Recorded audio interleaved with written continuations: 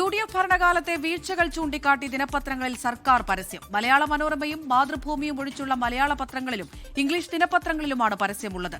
സർക്കാർ പണം ചെലവഴിച്ച് പരസ്യം നൽകിയതിനെ നിയമപരമായും രാഷ്ട്രീയമായും നേരിടുമെന്ന് പ്രതിപക്ഷം പ്രതികരിച്ചു.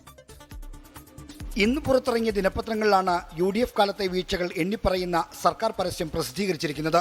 ഒറ്റനോട്ടത്തിൽ ഇന്നത്തെ വാർത്തയെന്ന് സംശയിച്ചേക്കാവുന്ന പരസ്യത്തിൽ വൈദ്യുതി, വിദ്യാഭ്യാസം, KSRTC, ക്ഷേമ പെൻഷൻ മുടക്കം, കാലിയായ ഖജനാവ്, വികസന മുരടിപ്പ് എന്നിവ UDF ഭരണത്തിലെ വീഴ്ചയായി ഉയർത്തിക്കാട്ടുന്നുണ്ട്. തൊട്ടടുത്ത പേജിൽ ഒന്നും രണ്ടും പിണറായി സർക്കാരുകളുടെ ഭരണ നേട്ടങ്ങളും വിവരിക്കുന്നു. ഇരുണ്ട കാലമെന്ന പേരിലുള്ള CPIMന്റെ ക്യാമ്പയിന് പിന്നാലെയാണ് സർക്കാരും UDF വിരുദ്ധ ക്യാമ്പയിന് വേണ്ടി പണം മുടക്കി പരസ്യം ചെയ്യുന്നത്.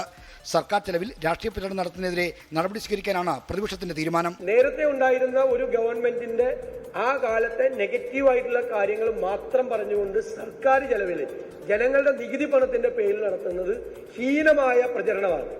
നാട്ടുകാരുടെ പണം ഉപയോഗിച്ച് അത് ചെയ്യാൻ പാടില്ല. അതിനെതിരായിട്ട് നിയമപരമായ നടപടിയും സ്വീകരിക്കും, രാഷ്ട്രീയമായ നടപടികളും ഞങ്ങൾ സ്വീകരിക്കും. സർക്കാർ പണം ദുരുപയോഗം ചെയ്തുകൊണ്ട് ജനങ്ങളെ തെറ്റിദ്ധരിപ്പിക്കുകയാണ് ചെയ്യുന്നതെന്നും പ്രതിപക്ഷം ആരോപിക്കുന്നു. ഉമ്മൻചാണ്ടി ഗവൺമെന്റ് കാലത്ത് നല്ല കാര്യങ്ങളെ മറച്ചു വെച്ചുകൊണ്ട് കള്ളക്കഥകൾ പ്രചരിപ്പിക്കുകയാണ് ഇവർ ചെയ്തുകൊണ്ടിരിക്കുന്നത്.